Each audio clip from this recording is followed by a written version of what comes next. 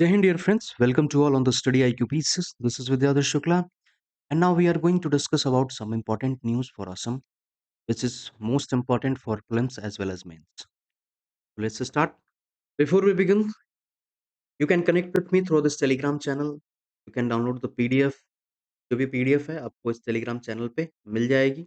विद्या live official. ठीक है, यहाँ से आप download. Now, if you are preparing for the Assam PCS, you can join the Sankalp Pre Plus Mains Foundation Sankalp batch. एक ऐसा batch जो आपके प्रिपरेशन में काफ़ी हेल्पफुल है। एक कंप्लीट एक पैकेज की तरह वर्क करता है, जिसमें आपको असम स्पेसिफिक टॉपिक से लेकर के Assam current affair, international, national current affair, each and everything, each and every subject, चाहे history, polity, each and every subject covered होता है with the analytical approach, with in depth analysis, with mains answer writing. ठीक है, daily mains answer writing भी conduct की जाती है।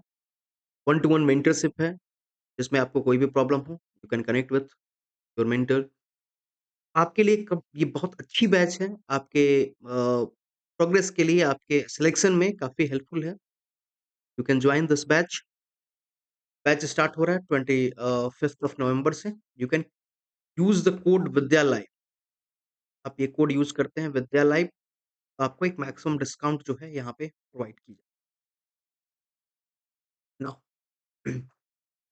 First of all we will discuss about the ASFA, Assam force special power, sorry, armed force special power act. Sorry, armed force special power act की जब हम बात करते हैं, तो देखिए बहुत सारे मिसकंसेप्शन लोगों के अंदर है कि क्या armed force special power act martial law की तरह है।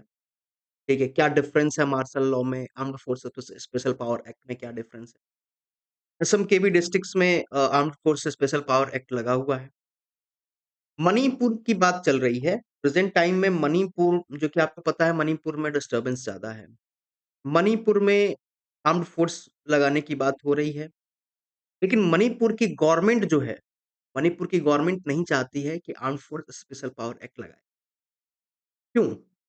आखिर ऐसा क्या है कि armed force special power act लगाने के लिए गवर्नमेंट राजी नहीं होती है? तो देखिए, armed force special power act origin देखिए तो 1947 का है। 1958 में इसको 1958 में इसको लाया गया, इन्फोर्स की गई, और पार्लियामेंट किसी भी एरिया को, किसी भी पर्टिकुलर एरिया, एक स्टेट के किसी भी पर्टिकुलर एरिया में, जैसे किसी कोई थाना हो गया या फिर कोई पुलिस स्टेशन का एरिया हो गया, किसी भी पर्टिकुलर एरिया को डिस्टर्ब्ड एरिया डिक्लेयर कर सकते। अगर डिस्टर्ब्ड एरिया है, तो उस डिस्टर्ब्ड एरिया में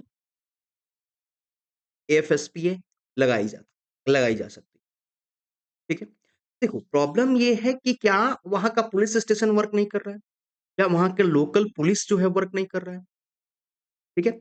इन केस अगर ऐसा हो कि लोकल पुलिस वर्क नहीं कर रहा है, लोकल पुलिस से लॉ एंड ऑर्डर की सिचुएशन हैंडल नहीं हो पा रही है और वायलेंस ज़्यादा हो रहा है, in that case armed force special power act लगाई जाएगी। ठीक है? कुछ देखिए, कुछ armed force special power act में जो आर्म्ड फोर्सेस को देखिए, जो सेंट्रल जैसे हम सीआरपीएफ की बात करें, सीआरपीएफ डिप्लॉय कर दिया जाएगा। ठीक है? मे बी मिलिट्री की कोई भी यूनिट डिप्लॉय हो सकती है, आर्मी भी डिप्लॉय हो सकती है।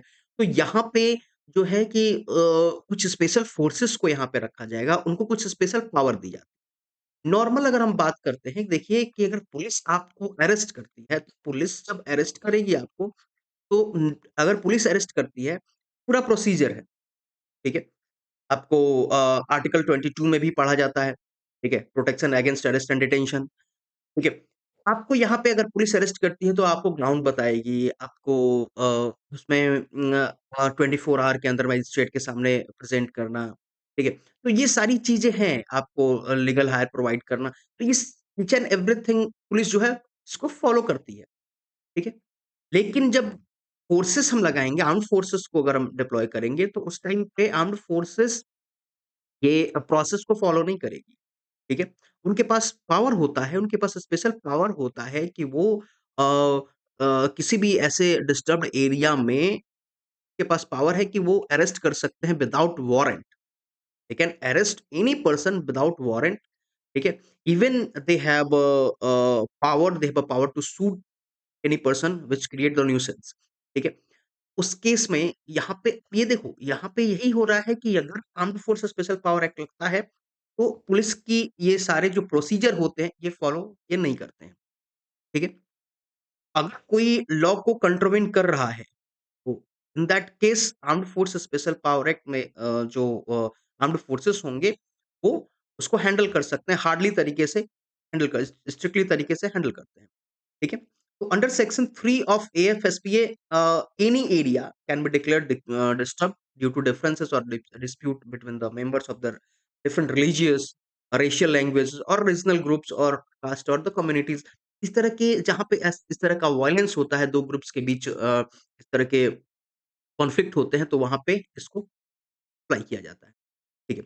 जब देखिए, ऑल्दो अगर हम मणिपुर का केस देख रहे हैं, तो सेंटर हमारे कॉन्स्टिट्यूशन आर्टिकल 355 है, जो ये कहता है कि it is the duty of union to protect state against the external aggression and internal disturbance, ठीक है? तो it is the duty, constitution भी कहता है कि यदि हमारा स्टेट में कोई प्रॉब्लम है, तो यूनियन जो है, उसको प्रोटेक्ट करेगा, ठीक है? तो जब यानी यहाँ पे स्टेट की कंप्लीट एडमिनिस्ट्रेशन जो होगा, यूनियन के पास चला जाएगा, ठीक है? नाउ अगर हम बात करते हैं कि देखिए, armed force special power act से ये कहा जा रहा है कि जब हम एएफएसपीए लगाते हैं, तो नॉर्मल प्रोसीजर जो है, तो पुलिस फॉलो करती ये नहीं होता। तो हो सकता है कि इसमें गवर्नमेंट ये कहती है कि हो सकता है कि पब्लिक और इसमें एग्रेसिव हो जाए। अगर कोई किसी को शूट कर दी जाती है या किसी को अरेस्ट कर लिया जाता है, पब्लिक और एग्रेसिव हो जाए, ठीक है?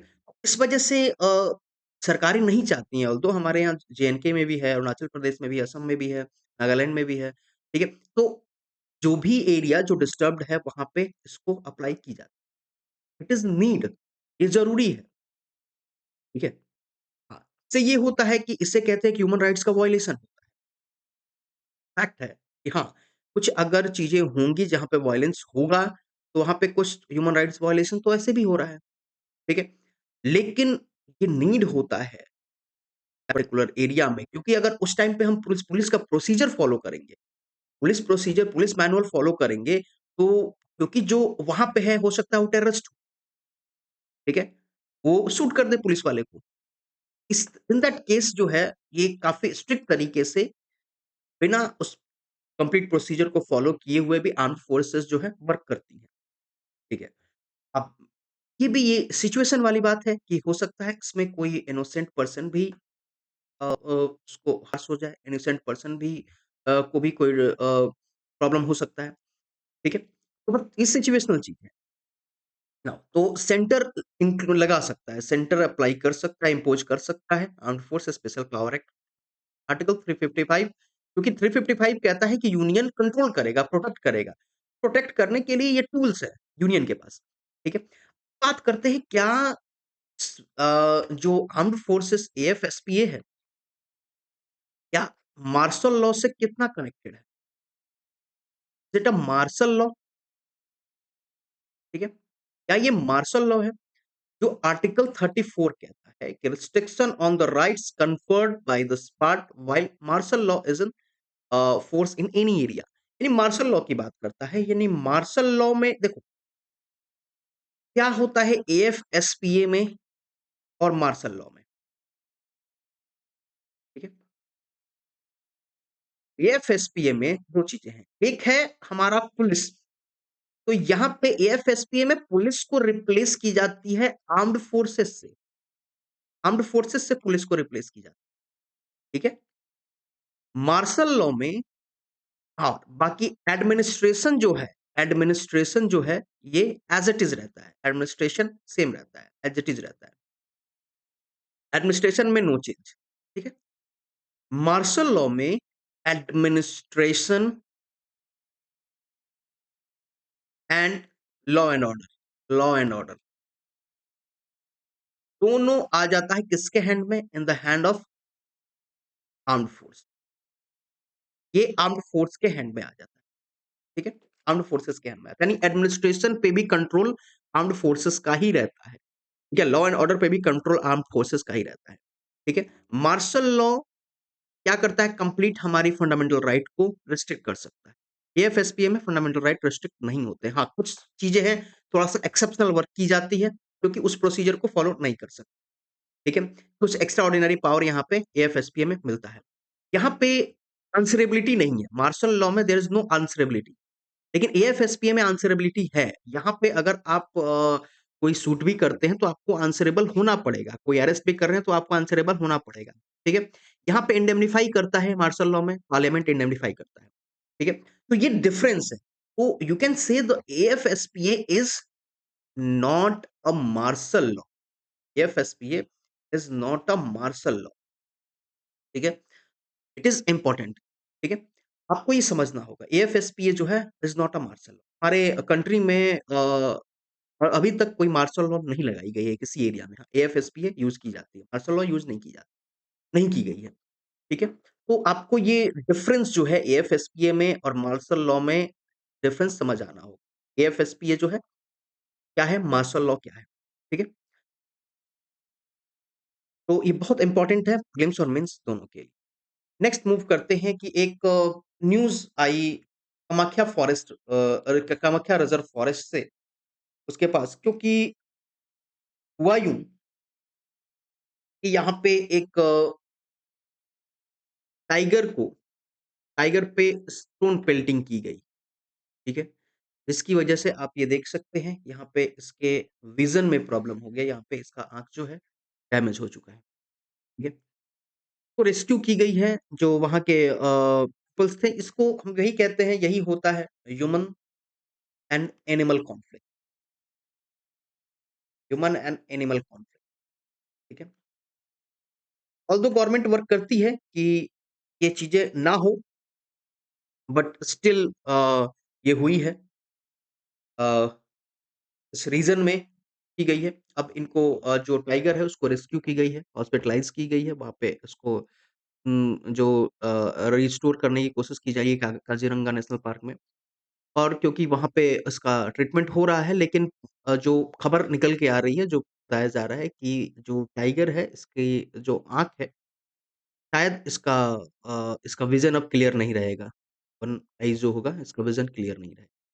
ठीक है? हम ह्यूमन एनिमल कॉन्फ्लिक्ट हम लोग बहुत दिन से देखते हैं और हमेशा ये चीज़ें न्यूज़ में आती हैं कि इस तरह की घटनाएँ हुई हैं। क्योंकि जो एरियाज़ हैं, जब हम बात करते हैं क्योंकि देखो कभी भी जो नेशनल पार्क या टाइगर रिज़र्व जो होते हैं, यहाँ पे एक कोर ज़ोन बनाया जाता है। कोर ज़ोन के बाद एक मिडल ज़ोन होता है, उसके बाद बफर ज़ोन होता है। ठीक है? बफर ज़ोन जो है यही तब जब कभी जो टाइगर्स है या कोई एनिमल जो है, ये बफर ज़ोन की तरफ मूव करते हैं यानी क्योंकि ये बफर ज़ोन जो होता है, यहाँ पे विलेजेस वगैरह हो सकते हैं, ठीक है? यहाँ पे इसके आस-पास में विलेजेस होते हैं, तो यहाँ पे वही जब आता है तो सबको जब ये जो एनिमल हैं, इस रीजन में आते हैं, तो उसके बाद कॉन्फ्लिक्ट होता है, ठीक है? हो सकता है कभी ये ह्यूमन को नुकसान हो जाए और यहाँ पे इस टाइम देखा गया कि एनिमल को नुकसान किया गया। ठीक है, हमें इनको रेस्क्यू करना है, हमें इनको सॉरी बचाना है, हमें प्रोटेक्ट करना है। We have to protect this animals ठीक है। तो यहाँ पे ये रिस्पॉन्सिबिलिटी बनती है इस एरियाज़ इस अथॉरिटी यहाँ की अथॉरिटीज़ की कि जो एनिमल हैं वो इस एरियाज़ में ना आएँ, इसके लिए उनको कंप्लीट उसको मॉनिटर करना चाहिए, ठीक है? कि ह्यूमन एनिमल कॉन्फ्लिक्ट जो है ये कम हो पाए, ठीक है? तो कामाख्या रिज़र्व फॉरेस्ट की ये घटना है, ठीक है? यहाँ पे कुछ लोगों को डिटेन भी किया गया है, जो इसको स्टोन पेल्टिंग की गई, में कुछ लोगों को डिटेन भी किया गया। लेकिन देखो अब इस मामले को जस्टिफाई करना भी थोड़ा-सा मुश्किल हो जाता है, ह्यूमन के तरफ से भी या फिर जो अथॉरिटीज़ की तरफ से भी कि क्योंकि हो सकता है कि अगर यहाँ पे ह्यूमन पे भी अटैक हो सकता था, ठीक है?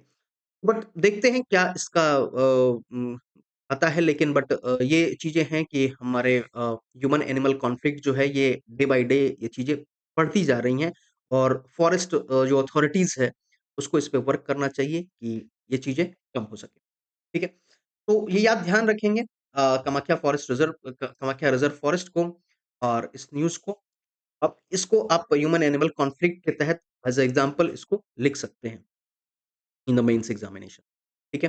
तो ये दोनों न्यूज़ था जो आपके लिए इम्पोर्टेंट था। नाउ आपको पीडीएफ जो है इस Telegram channel through this Telegram channel you can download the PDF, you can connect with me through this Telegram channel and यदि आप स्टेट पीसीएस, असम पीसीएस की तैयारी कर रहे हैं और आप एक सीरियस कैंडिडेट हैं, आप एक सिंसियर कैंडिडेट हैं, तो आप जॉइन कर सकते हैं foundation Sankalp batch. State PCS pre plus mains live foundation Sankalp batch है। यहाँ पे आपको ईच एंड एवरी सब्जेक्ट की इन डेप्थ एनालिसिस कराई जाती है। साथ में मेंस की आंसर राइटिंग, प्रीलिम्स की टेस्ट सीरीज, एमसीक्यू प्रैक्टिसेस, ठीक है? और जो आपके जो क्रक्स वगैरह हैं, पीडीएफ्स वगैरह हैं, वो प्रोवाइड किए जाते हैं। असम के न्यूज़, असम के स्पेशल क्योंकि आपको पता है कि there is one paper only for Assam mains के लिए, ठीक है? असम स्पेसिफिक कंटेंट को वहाँ पे पूछा जाता है इन द मेंस। तो वहाँ पे और आपको 33% जो कंटेंट है, 33% जो क्वेश्चन्स हैं, प्रीलिम्स में, ये असम स्पेसिफिक टॉपिक से पूछे जाते हैं। तो you have to read very detail about the Assam specific topics, Assam history, Assam polity, Assam culture, Assam geography, Assam economy, Assam environment, इन सब चीज़ों से असम करंट, इन सब चीज़ों से क्वेश्चंस ज़्यादा पूछे जाते हैं। तो आपको यहाँ पे कंप्लीट डेडिकेटेड होकर के तैयारी करनी होगी। ठीक है? हाल ही में हम लोगों ने इंटरव्यू भी ऑर्गेनाइज़ किए हैं जो असम से जो हमारे स्टूडेंट्स जो क्वालीफाई किए हैं, मेंस क्वालीफाई किए हैं। आप लोग एक चीज़ ध्यान रखिएगा कि स्टडी आईक्यू पीसीएस ने असम पीसीएस के लिए अपने आप को साबित किया है, अपने आप को प्रूव किया है। ठीक है? तो you can connect with me for this in the संकल्प बैच, ठीक है? क्योंकि 2 साल से लगातार जो है हमारे रिज़ल्ट असम स्पीशियज़ में हम लोग दे रहे हैं, ठीक है? और ये बैच क्योंकि इस बैच को मॉडल ही इस तरीके से की गई है जिसमें आप मैक्सिमम बेनिफिट ले सकते हैं अपने कोर्सेज़ का, ठीक है? कंप्लीट आपको ईच एंड एवरी सिलेबस आपको कंप्लीट कराई जाती है विथ इन डेप्थ एनालिसिस, ठीक है? आप जॉइन कर सकते हैं इसे, बैच स्टार्ट हो रहा है 25th ऑफ नवंबर से। आप कोड यूज़ कर सकते हैं विद्यालय। ठीक है? For the maximum discount. Can use the code Vidya live for maximum discount. ठीक है? Thank you so much to all.